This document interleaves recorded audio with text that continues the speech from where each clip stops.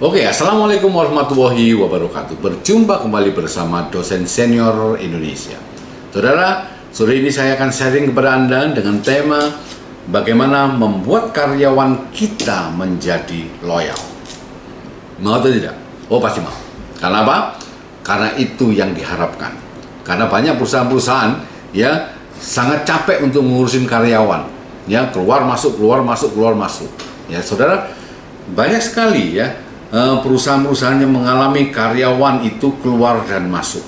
Ya, sekarang keluar, nanti masuk lagi, kemudian mentraining lagi, kemudian kalau sudah pinter, kemudian keluar lagi gitu. Nah, itu kelihatannya sepele, tetapi itu sebetulnya biaya yang sangat besar.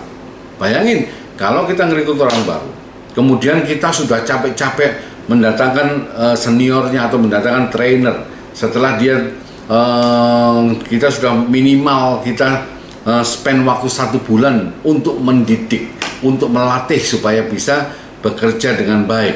Ya, kemudian kita kalau dia sudah pintar, kemudian dia bekerja beberapa 1 tahun atau 2 tahun dia sudah keluar, kemudian kita rekrut lagi.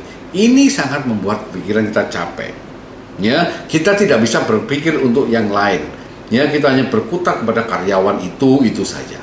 Nah, kita sebagai pimpinan, kita harus berpikir bagaimana kita membuat loyal karyawan kita sehingga kita bisa berpikir ke depan untuk perusahaan. Ya, tidak hanya berkutat ke hal-hal di internal saja. Nah, bagaimana caranya itu? Ya, yang pertama, sebagai seorang pemimpin, sebagai seorang leader, ya, kita harus bisa memberikan penghargaan dan pengakuan kepada karyawan. Artinya begini, kalau ada karyawan Anda yang baik, kalau ada karyawan Anda yang berprestasi, maka kita sebagai pemimpin wajib untuk memberikan penghargaan dan pengakuan di depan banyak orang. Tidak ada sulitnya. Yang kedua, kita harus memberikan kesempatan untuk berkarir. Mereka yang keluar mungkin sudah jenuh. Dia melakukan hal-hal yang monoton. Dia melakukan hal-hal yang begitu-begitu saja. Dia tidak ada tantangan. Dia tidak ada sesuatu yang menantang. Sehingga apa? Dia jenuh dan akhirnya kinerja akan turun. Gitu. Maka kita harus bisa memberikan jenjang karir. Kita harus membuat dia berkembang. Sebagai contoh, kalau sekarang di posisi A, maka kita harus rolling ke posisi B. Ya, nah, setahun kemudian kita rolling ke posisi C, sehingga dia menguasai betul seluruh perusahaan, dan setelah itu baru kita promosikan. Kalau memang dia bagus, maka kita harus promosikan. Ya, jangan sampai stagnan kerja mulai 1 tahun sampai 15 tahun tetap begitu saja. Ya, itu yang dilihat oleh karyawan lain, sehingga mereka berpikir, wah, di sini tidak mungkin berkembang, maka dia mesti keluar. Ya, itu yang kedua. Yang ketiga, kita harus sebagai seorang pemimpin, kita harus bisa berkomunikasi secara efektif.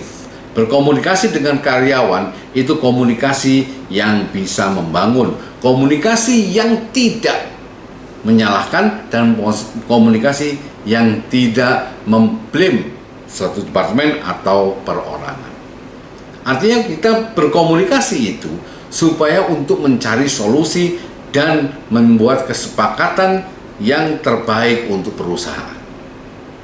Ya, yang selanjutnya, kita sebagai pimpinan harus bisa menjaga keseimbangan karyawan kita, keseimbangan antara bekerja dan keseimbangan antara hidup di masyarakat.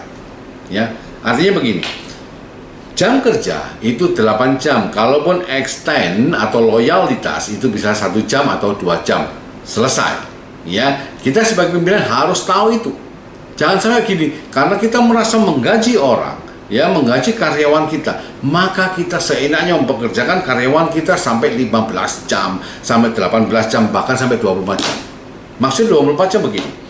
Ada kalanya, ya, leader-leader atau pimpinan-pimpinan perusahaan, dia memperlakukan karyawan itu bekerja 24 jam. Pada saat dia bekerja, ya, dia bekerja secara normal, kemudian pada saat dia pulang. Nah, pulang ini kan waktu keluarga. pada saat dia pulang, dia ditelepon sama pimpinannya untuk menanyakan pekerjaannya. Ini sebetulnya pimpinannya yang salah. Kenapa? Kenapa tidak tadi? Kenapa tidak well prepare? Kenapa tidak di-plan? Sehingga kita bisa menyelesaikan semua pertanyaan kendala di saat jam kerja.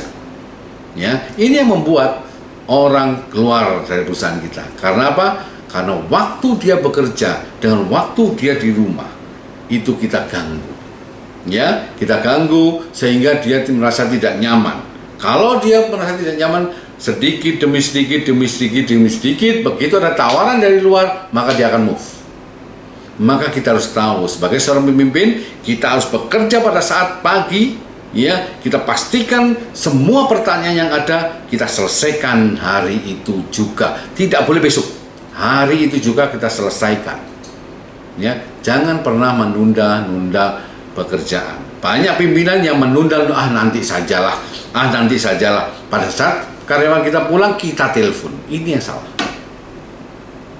Ya, yang selanjutnya, kita harus bisa membuat budaya kerja yang positif, budaya kerja yang efektif.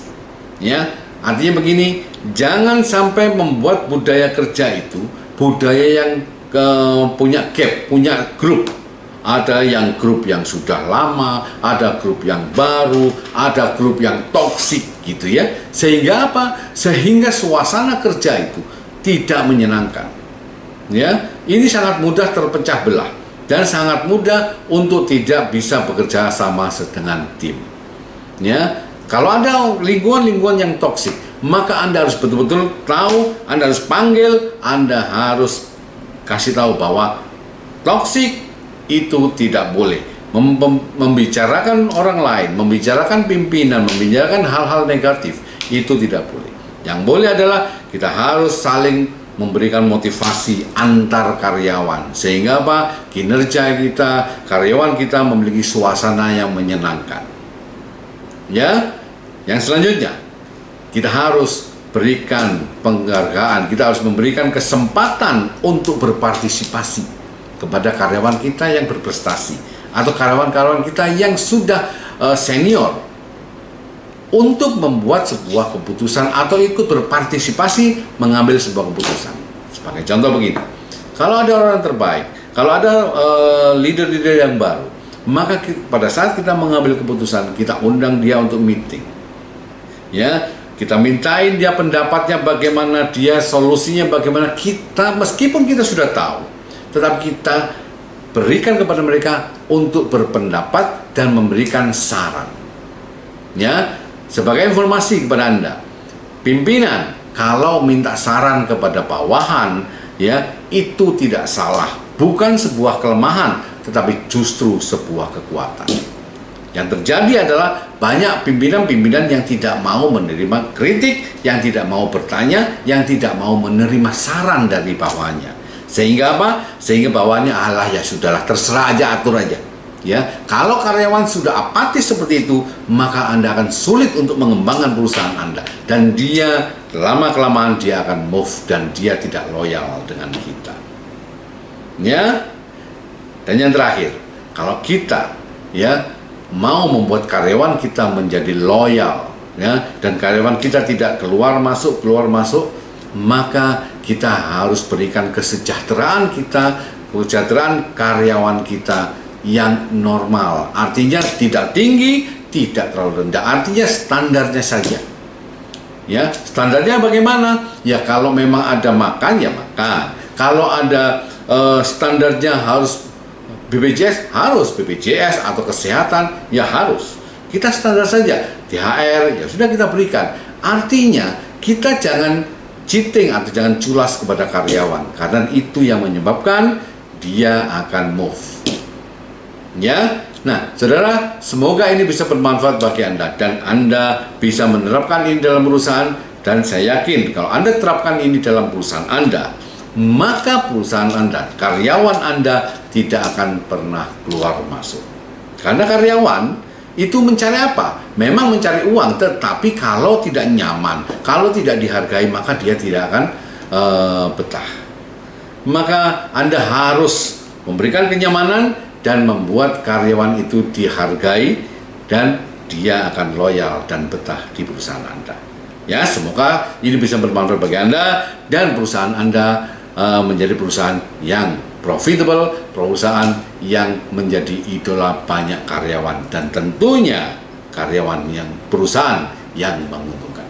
Semoga bermanfaat. Terima kasih. Salam sukses dari Dosen Senior Indonesia.